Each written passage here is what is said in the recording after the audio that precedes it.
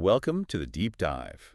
Okay, so AI, it's really everywhere now, isn't it? Absolutely, you can't miss it. Handling everything from, simple tasks right up to really complex calculations. It really feels like every other day there's some new breakthrough, just redefining what's possible. It's moving incredibly fast.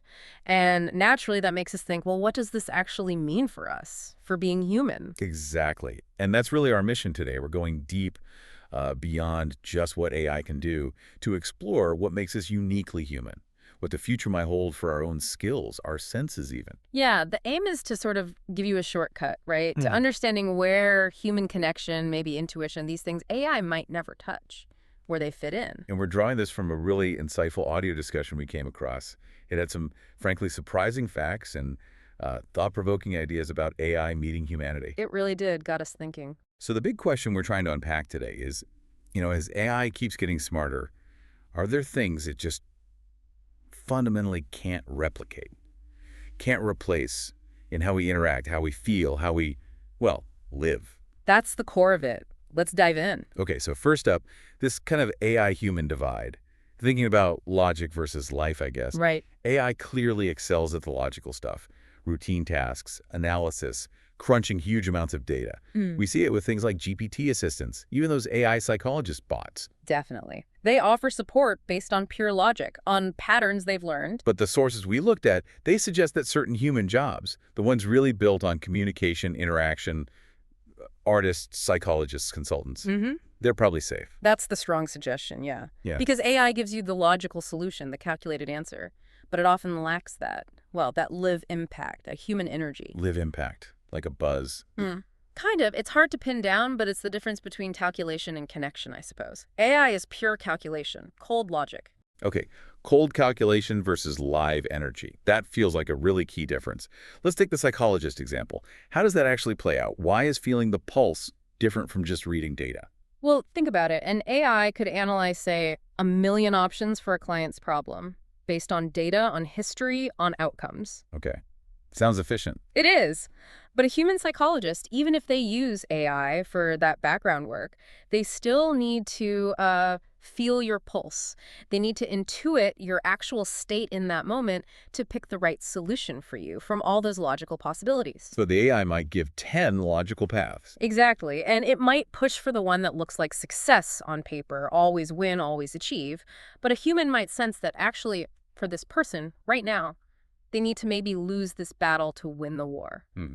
Like taking a step back. Or giving up something that seems important but is actually holding them back to gain something bigger later. An AI optimizing for immediate success, it's probably not going to suggest a loss as a strategy. Okay, that makes sense. And then there's this other layer.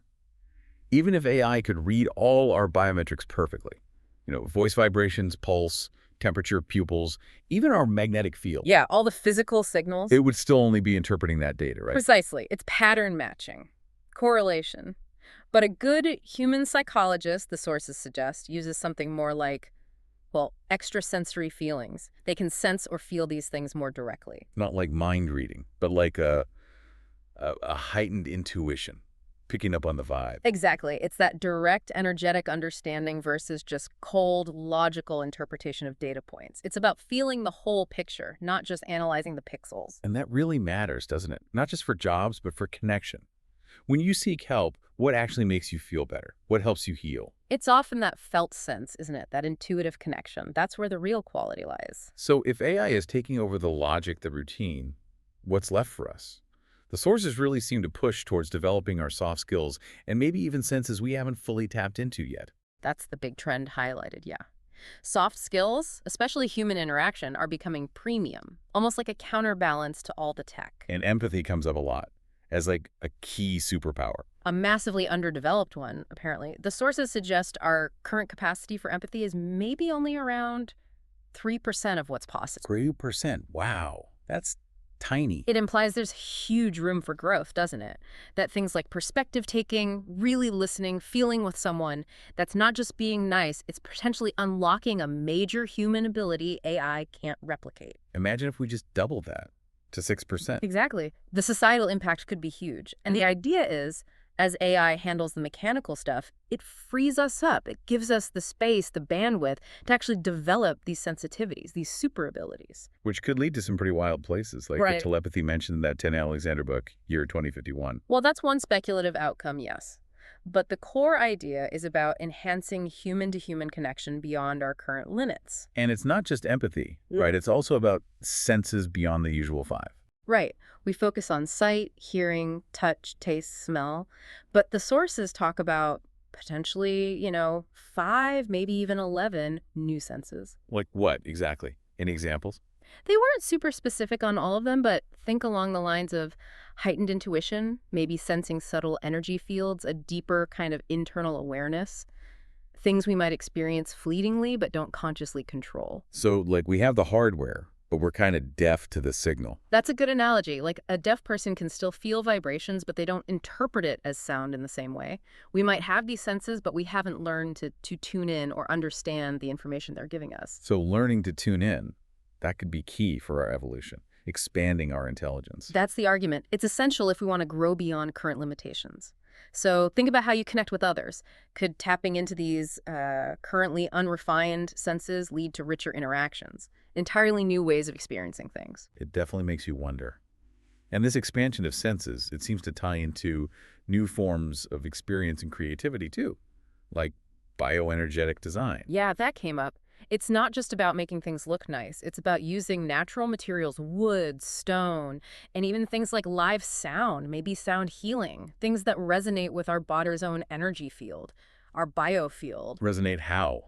Like good vibes. On a deeper level, apparently. The idea is this resonance can actually promote harmony at a molecular level, help cells restore themselves, maybe even contribute to longevity. Wow. So very different from sitting in a sterile, digitally driven office all day. Exactly. It highlights that deep connection we have to the natural world, to physical sensations that AI environments maybe can't replicate. And then there was that really interesting bit about memory, not just recalling stuff, but memory as a canvas, Yeah. a medium for experience. Yeah, treating memory itself as a kind of internal media, like a painting or a piece of music you create inside yourself. How does that become a soft skill, though, developing your memory? It's about more than just recall. It's about the quality of the internal experience. The sources suggest that the richness of a remembered experience can be far greater than, say, just looking at photos from a trip.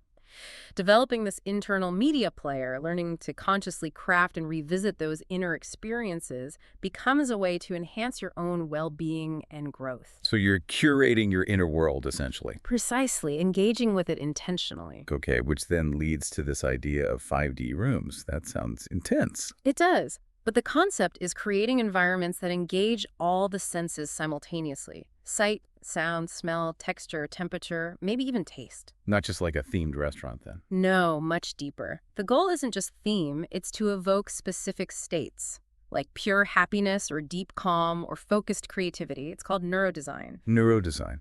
Tailoring environments to influence our brain state. Exactly. Imagine a studio designed not just to look creative, but to actually boost clarity, cognitive function, productivity through carefully orchestrated sensory input, influencing consciousness itself.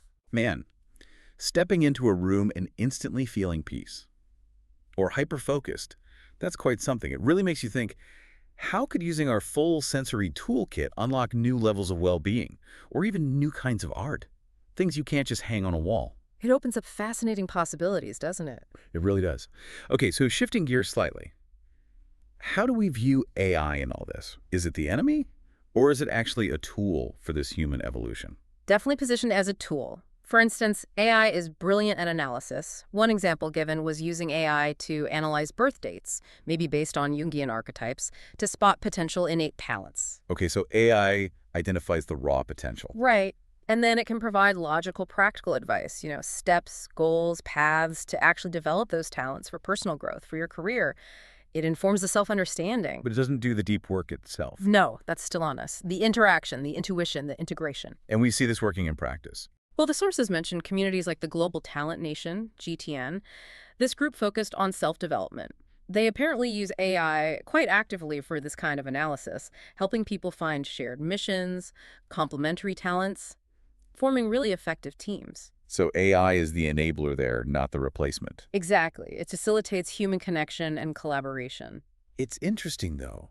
That initial fear of AI, it seems like it actually did something useful. It really seems so. That fear triggered a kind of natural defense mechanism in us, a desire to protect what's uniquely human. Especially as AI started doing things we thought only we could do, like creating music or poetry or art. Right. When machines start doing the human things, it forces us to ask, okay, what don't they have? What's left? And the answer seems to be that energetic exchange, that deeper sensitivity. That seems to be the core of it.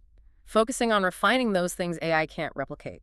Making sure we stay, above the machines, not just becoming operators for the machines. So AI, maybe counterintuitively, becomes the catalyst. It frees us up to cultivate the very things that make us irreplaceable. That's a powerful way to look at it. Yeah. Okay, so wrapping this up, we've seen how AI's rise is really pushing us, humanity, to redefine ourselves, moving away from just hard skills, which AI can learn, towards these deeper, maybe often unconscious human abilities. Our soft skills, those unexplored senses, that power of genuine, energetic exchange, it's really not about fighting AI, is it? It's about consciously choosing to evolve alongside it. Absolutely. So here's a final thought for you as you navigate this increasingly AI-driven world.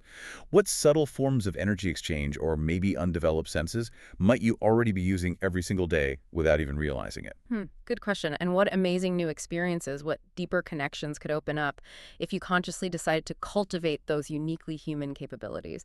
What could that unlock for you? Lots to think about. We'd love to hear your thoughts in the comments. What resonated? What questions did this deep dive spark for you? And if you are interested in maybe using AI to explore your own talents, check out that evolution service or the GTN community mention. We'll put links in the description.